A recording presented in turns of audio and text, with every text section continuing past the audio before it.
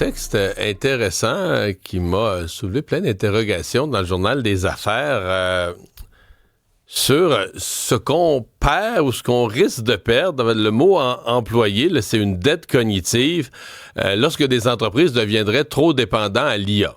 Je résume ça dans mes mots tels que je le comprends, c'est que si tu soumets tout à l'IA dans l'entreprise ou des décisions, à un moment donné, t'as plus personne d'assez compétent qui connaît vraiment ça. Si l'IA te lâchait, là, tu saurais même plus quoi faire. Martin Berthiaume, expert en cybersécurité, est avec nous. Bonjour. Bonjour. Expliquez-nous votre concept de dette cognitive. Ben, la dette cognitive, c'est un peu...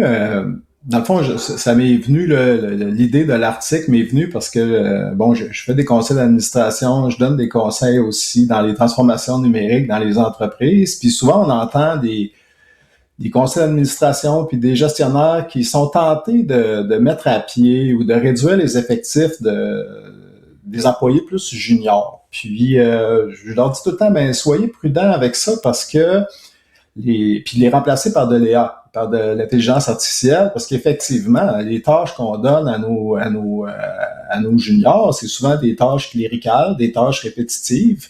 Puis, l'IA est excellent pour faire ce genre de travail-là, mais le junior, lui, c'est comme ça qu'il apprend. C'est comme ça qu'il apprend ce que j'ai appelé dans l'article les heuristiques de la business. Donc, en faisant ce travail quotidien-là, c'est comme ça qu'il développe les réflexes, c'est comme ça qu'il apprend le domaine d'affaires, puis c'est comme ça qu'il apprend les spécificités de sa business. Je peux vous donner des petits exemples. Un jeune avocat qui lit des contrats, qui repère les clauses qui sont non standards, qui comprend c'est quoi le langage. Bon, peut-être qu'il va lire un contrat un ou deux par jour, puis il va bâtir sa compréhension, sa connaissance, puis on pourrait le remplacer par de l'intelligence artificielle, puis lire 30, 50, 100 contrats par jour avec une analyse qui serait faite en 30 secondes, mais ce junior-là, il apprend son métier, il apprend les spécificités de la business, de sa business, puis il va devenir un conseiller par la suite pour les juniors. Donc, il y a une perte là, cette perte heuristique-là. Je vous écoute parler, puis je vous lisais, puis je repensais à mon prof d'économétrie, là, qui est un peu en économie, l'espèce de mathématiques avancées pour l'économie, et où le prof nous disait à la fin du cours, tu sais, il disait, vous le ferez jamais. Là. Tout ce qu'on a fait comme calcul, dans la vraie vie, vous le ferez jamais. Parce que maintenant, tout ça se fait par ordinateur. Puis là, les ordinateurs étaient moins avancés il y a 30 ans que maintenant. Mais il disait, il faut quand même qu'il y ait dans la société des cerveaux qui savent ce que l'ordinateur fait. Il faut qu'il reste des gens qui savent comment ça marche, c'est quoi la logique de ça, puis après ça, tu perdras pas ton temps dans un milieu de travail à tous les jours à faire ces calculs-là à main. Ça va de soi. Mais il faut... je voyais un peu le parallèle dans ce que vous dites. Vous dites, on comprend que l'intelligence artificielle va nous accélérer, mais il faut encore qu'il y ait dans l'entreprise quelqu'un qui comprend ce qu'on fait puis ce qu'on demande à l'IA. Là. C'est une bonne interprétation. Un exemple qu'on vit à tous les jours, là, c'est avec nos GPS. Ma génération, quand on arrivait à quelque part, souvent, on se faisait demander par où t'es passé. Puis là, on expliquait, j'ai pris la rive nord, j'ai pris la rive sud, j'ai pris tel chemin. On avait dans nos cerveaux un peu une map de notre région, puis on était capable de partir de là, puis trouver nos chemins, puis expliquer par où on était passé. Là, vous allez parler de la nouvelle génération. Moi, mes enfants me font capoter. Ils arrivent à un endroit, ils n'ont aucune idée où ils ont passé. Là, tu passais sur l'île de Montréal, aucune idée. Non, exactement. Puis, si on pousse la perte un peu plus loin, tu sais, puis je donnais l'exemple du jeune avocat, les jeunes développeurs aussi qui passent, des développeurs de logiciels qui passent des jours à débugger des programmes puis là, ils comprennent comment ça fonctionne, ils comprennent les spécificités. Moi, j'ai travaillé dans des telcos, je comprenais les spécificités des telcos, j'ai appris les problèmes récurrents d'un telco. Donc, quand je suis devenu un gestionnaire, j'étais capable de pointer les enjeux, puis parce que j'avais souffert dans le passé à réparer ces problèmes-là, je voulais pas que mon équipe souffre, donc j'étais capable de communiquer ça. Aujourd'hui, si on se laisse aller avec l'appât de réduire les coûts d'opération en remplaçant des employés par de l'IA, moi je pense qu'il faut qu'on le fasse à un certain moment donné. Il faut qu'on bénéficie du gain de productivité qu'on va gagner avec l'intelligence artificielle.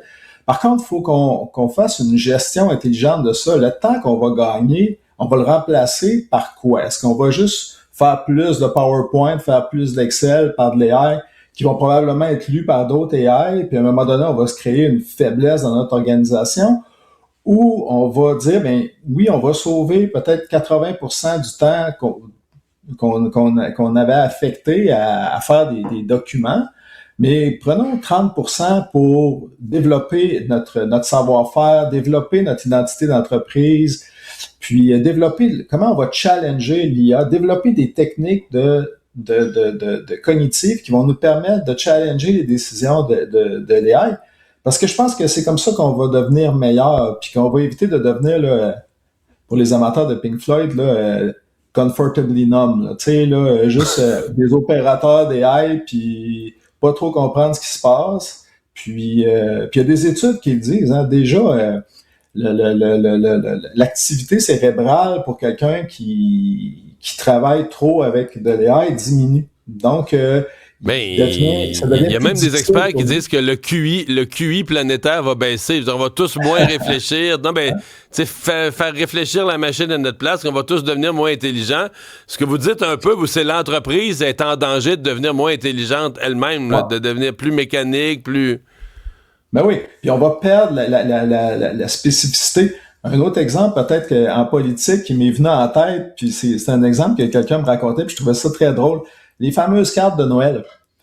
C'est facile de générer une carte de Noël avec un chat GPT, puis l'envoyer à notre liste de contacts, puis probablement que les gens à qui on va envoyer la carte de Noël, ça va être lu par un AI, puis vous allez avoir une réponse faite par l'AI. Fait qu'on va brûler de l'énergie, on va brûler de l'électricité, mais on gagnera absolument rien.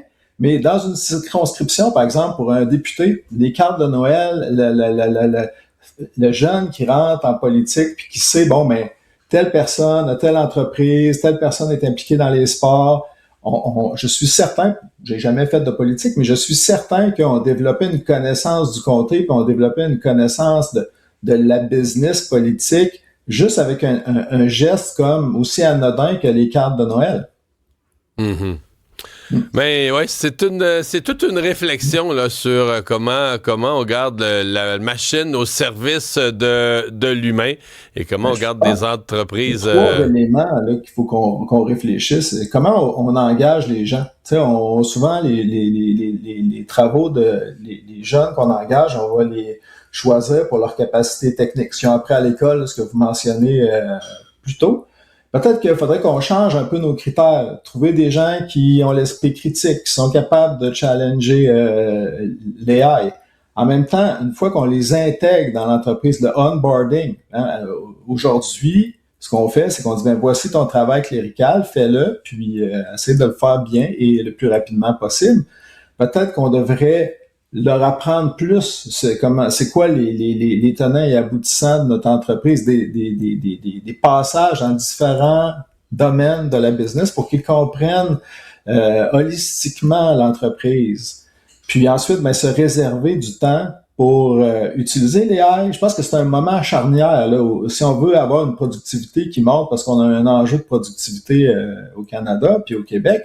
Ben, c'est un moment charnière pour dire oui, on va utiliser l'AI, mais on va se réserver des espaces où est-ce qu'on va challenger l'AI, où est-ce qu'on va être capable d'innover avec l'AI puis aller plus loin. Je pense que c'est un beau moment pour réfléchir à ça puis mettre en place la gouvernance cognitive dans les entreprises pour se propulser plus rapidement puis plus intelligemment. Réfléchir, c'est le mot que je garde de notre entrevue. Je pense que ça va demeurer propre, utile, précieux de l'être humain. Réfléchir. Merci Martin Berthiaume d'avoir été avec nous ce matin. Au revoir. Merci beaucoup, M. Dumont. Au revoir.